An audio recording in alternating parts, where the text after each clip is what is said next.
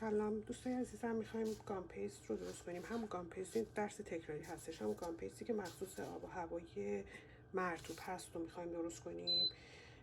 این بار میخوام روش صحبت کنم و بگم دقیقا چه کارهایی دارم میکنم که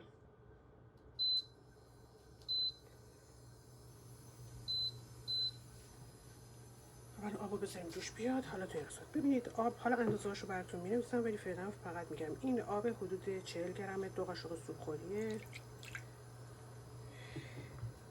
ژلاتین هستش، ژلاتین حدود 10 تا 12 گرم. ژلاتین رو به این شکل روی آب میپاشیم.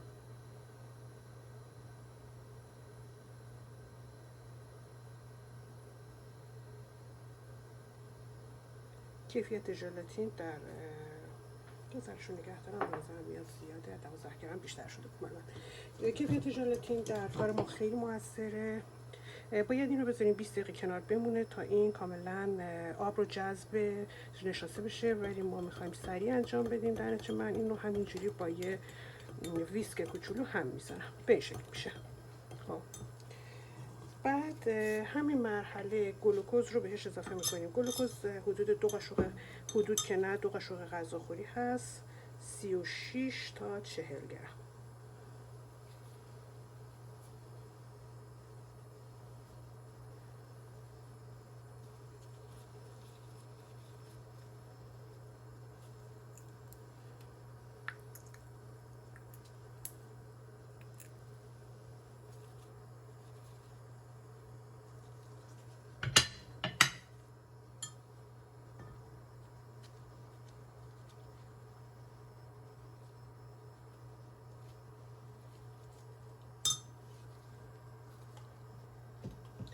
آب رو میذارم، گذاشتم اول کار جوش اومد. یه سبد میذارم روش که وقتی جوش اومد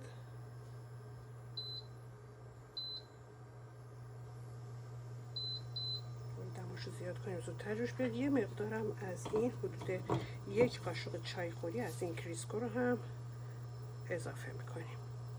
یه ذره زیاد آورده بودم که برای میز کارم وقتی که میخوام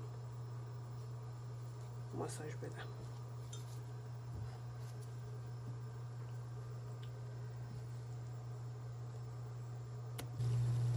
خب این هم جوش اومد، یه مقداری زیرش رو کم کنیم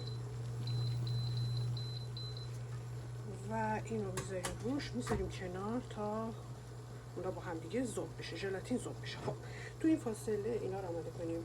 پودر قند داریم 200 گرم، 300 گرم. توی این مقدار کم 2 قاشق چای خوری تایلوز میریزیم. پودر تایلوز من ویلتون هستش. حالا اگر میخواین مارک هم بدونید، حالا من یه ذره بیشتر بریزم چون این خیلی شل داره. مهمترین عاملی که توی خمیرتون مؤثره، مهمترین عاملی که خمیر رو خراب بکنه، ممکنه خراب بکنه، پودر قند هست. بقیه موارد ممکنه مثلا ژلاتین تاثیر بذاره روی رنگش یا تیکه تیکه بشه، یه ذره توش قرار بگیره، ولی قرار نیست خمیر رو خراب بکنه. پودر قند اگر بد باشه خمیر حتما خراب میشه. اینو میذارم کنار و با اون یکی کار رو شروع میکنم. خب این 300 گرمیه رو میریزیم توی دستگاه میکسرمون. اینو تو کاسه همزن.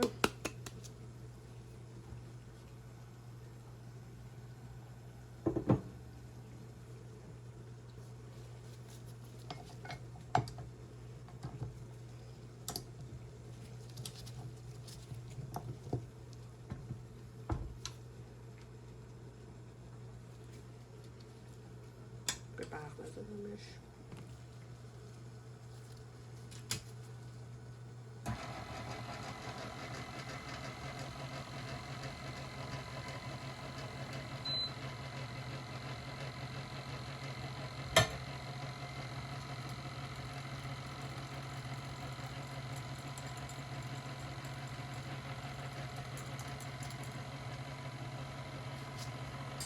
حدود دمای این باید 70 درجه باشه، خیلی داغ نشه.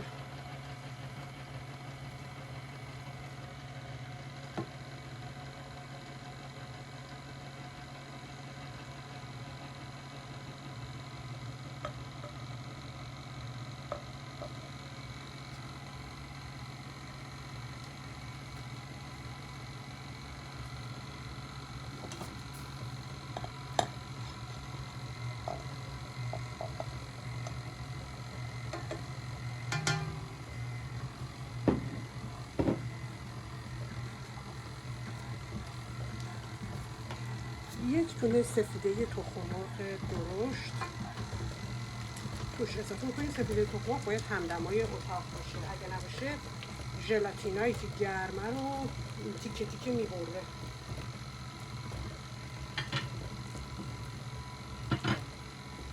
حالا در این مرحله وقتی که با هم دیگه قشنگ میکس شدن میذاریم دستگاه به سرعت تند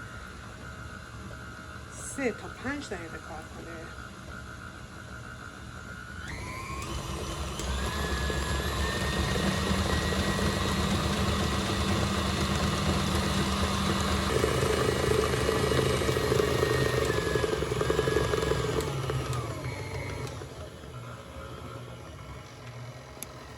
سرعت رو کم میکنیم بعد از 5 دقیقه و اون ترکیب شکر و تایلوز رو قاشق قاشق اضافه میکنیم.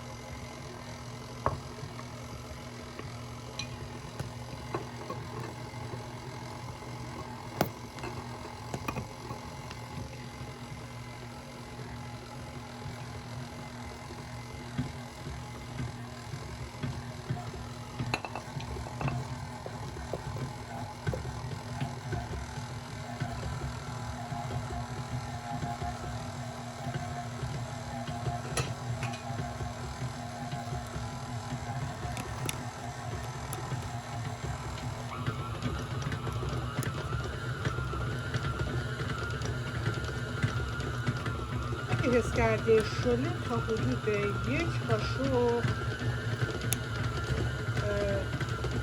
روغن میتونید بهش اضافه کنید، ولی به نظر من 24 ساعت بمونه تا تایلوزتون اثر کنه، بعدا ببینیم شده یا سفته. همین اول الان اضافه کنید ممکنه تایلوز که عمل کنه خمیر سفت بشه.